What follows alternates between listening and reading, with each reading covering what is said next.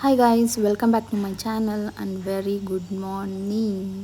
ಬೆಳಿಗ್ಗೆ ಹಳ್ಳಿ ಸೈಡ್ ಇದ್ದರೆ ಎಷ್ಟು ಅಡ್ವಾಂಟೇಜ್ ಅಂದರೆ ಒಳ್ಳೆ ಆಕ್ಸಿಜನ್ ಲೆವೆಲ್ಲು, ತಂಪಾದ ಗಾಳಿ, ಹಿತವಾದ ಅಟ್ಮಾಸ್ಫಿಯರ್ ಎಲ್ಲ ಇರುತ್ತೆ. ಆದರೆ ಅನಿವಾರ್ಯವಾಗಿ ನಾವು ಬೆಂಗಳೂರಿನಲ್ಲಿ ಇರ್ತೀವಿ. ಬೆಂಗಳೂರಲ್ಲಿ ಏನೇನು ರೊಟೀನ್ ಇರುತ್ತೋ ಅದೇ ಇಲ್ಲೂ ಕೂಡ ಕಂಟಿನ್ಯೂ ಆಗ್ತಾ ಇರುತ್ತೆ. ಆದರೆ ಈ ನೇಚರ್ ಅಂತ ಇರುತ್ತಲ್ಲ, ಅದೊಂದು ಮಿಸ್ ಆಗ್ತಾ ಇರುತ್ತೆ. ಇದು ಎಷ್ಟು ಎನರ್ಜಿ ಕೊಡುತ್ತೆ ಅಂತ ಅಂದರೆ, ನಮಗೆ ಮೂಡ್ ಇಲ್ಲ ಏನು ಕೆಲಸ ಮಾಡಲಿಕ್ಕೆ ಅಂತ ಅಂದ್ರೂ ಈ ಥರ ವೆದರ್ ಕಂಡೀಷನ್ ಆಗಿರಲಿ, ಈ ಥರ ಹಸಿರಾಗಿರಲಿ, ನಮಗೆ ಅಷ್ಟೊಂದು ಎನರ್ಜಿ ಕೊಡುತ್ತೆ, ಬೂಸ್ಟ್ ಮಾಡುತ್ತೆ. ಇಲ್ಲೆಲ್ಲ ನೋಡಿ ಗೈಸ್, ಎಷ್ಟು ಗ್ರೀನಾಗಿದೆ. ಫೋನಲ್ಲಿ ಒಂದು ಕಲರ್ ಚೆನ್ನಾಗಿ ಕಾಣುತ್ತೆ ಅಂತಂದರೆ ಅದು ಗ್ರೀನು.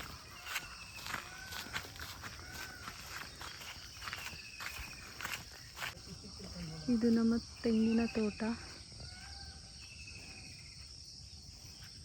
ಬಾಳೆ ತೋಟಕ್ಕೆ ಹೋಗೋಣ. ಇಲ್ಲಿ ಆನೆಗಳ ಹಾವಳಿ ಜಾಸ್ತಿ. ಆವಾಗವಾಗ ಆನೆಗಳು ಎಂಟ್ರಾಗ್ತಾ ಇರ್ತವೆ. ಬಾಳೆ ಗಿಡನೆಲ್ಲ ಹಾಳು ಮಾಡ್ಕೊಂಡು ಹೋಗ್ತಾ ಇರುತ್ತೆ ಪದೇ ಪದೇ.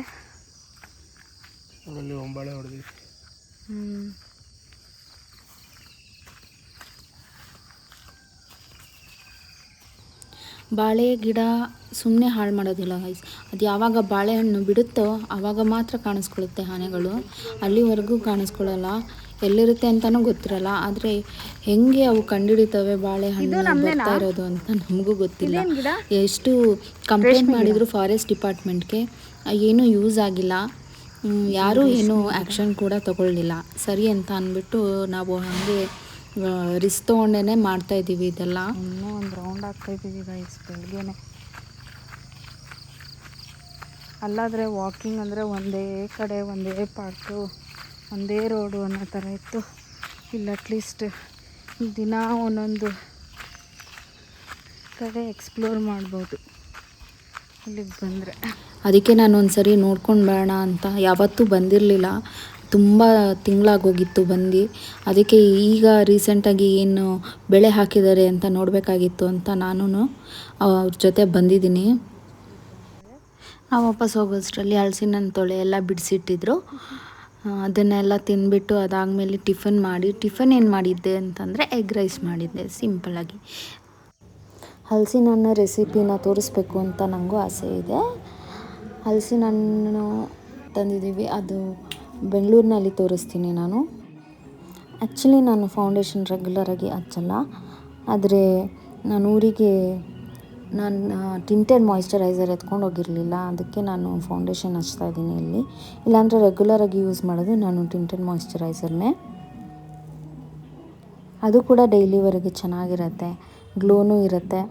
ಹಾಗೆ ಫೇಸಲ್ಲಿ ಫುಲ್ಲು ಕವರ್ ಅಪ್ ಆಗುತ್ತೆ, ಏನೇ ಮಾರ್ಕ್ಸ್ ಇದ್ರೂ. ನನಗೆ ಬೈ ಗಾಡ್ಸ್ ಗ್ರೇಸ್ ಅಂತ ಯಾವುದು ಮಾರ್ಕ್ಗಳಿಲ್ಲ, ಸ್ಕಿನ್ ಚೆನ್ನಾಗಿದೆ.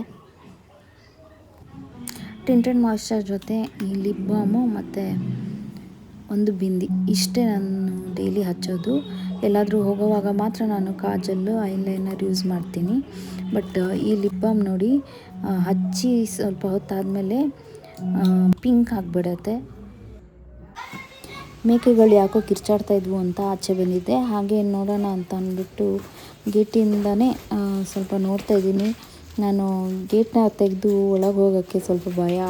ಅಲ್ಲಿ ಇನ್ನೊಂದಿದೆ, ಇದಕ್ಕಿಂತ ದೊಡ್ಡದೊಂದು ಮೇಕೆ ಇದೆ, ಜಾಕ್ಸನ್ ಅಂತ ಅಂದ್ಬಿಟ್ಟು. ಅದು ಸ್ವಲ್ಪ ರಫ್ ಆ್ಯಂಡ್ ಟಫು, ಅದನ್ನು ಹ್ಯಾಂಡಲ್ ಮಾಡೋಕ್ಕೆ ನಮ್ಮ ಕೈಲೆಲ್ಲ ಆಗೋಲ್ಲ. ಬೆಂಗಳೂರಿಗೆ ರೀಚ್ ಆಗೋದು ಲೇಟ್ ಆಗುತ್ತೆ ಅಂತ ಅಂದ್ಬಿಟ್ಟು ನಾವು 7:30 ಅಷ್ಟೊತ್ತಿಗೆಲ್ಲ ಹೊರಟ್ಬಿಟ್ವಿ. ನನ್ನ ವ್ಲಾಗ್ನ ನೋಡ್ತಾ ಇದ್ದೀರಾ, ಬಟ್ ಲೈಕ್ ಆಗಲಿ ಕಮೆಂಟ್ ಆಗಲಿ ಮಾಡ್ತಾಯಿಲ್ಲ. ನಿಮ್ಗೇನಾದರೂ ಇಷ್ಟ ಆಗ್ತಾಯಿದ್ರೆ ಲೈಕ್ ಆದರೂ ಕೊಡಿ ಗೈಸ್. ಫ್ರೈಡೇ ಈವ್ನಿಂಗು ಮತ್ತು ಸಂಡೇ ಈವ್ನಿಂಗು ಮೈಸೂರು ರೋಡಲ್ಲಿ ಫುಲ್ಲು ಟ್ರಾಫಿಕ್ ಜಾಮ್ ಇರುತ್ತೆ. ಅದಕ್ಕೆ ಲೇಟಾಗಿ ಹೊರಟ್ವಿ, ಅಷ್ಟೇ ಕ್ಲಿಯರಾಗಿರುತ್ತೆ ಅಂತ. ನಾವು ಬೆಂಗಳೂರು ತಲುಪುವಷ್ಟರಲ್ಲಿ 10 ಗಂಟೆ ಆಗಿತ್ತು. ಸೊ ನಾವು ಡೈರೆಕ್ಟಾಗಿ ಹೋಗಿದ್ದೆ ದಾವಣಗೆರೆ ಬೆಣ್ಣೆ ದೋಸೆಗೆ. ಯಾರಿಗೆಲ್ಲ ದಾವಣಗೆರೆ ಬೆಣ್ಣೆ ದೋಸೆ ಇಷ್ಟ ಆಗುತ್ತೆ ಅವರೆಲ್ಲ ಒಂದೊಂದು ಲೈಕ್ ಕೊಡಿ.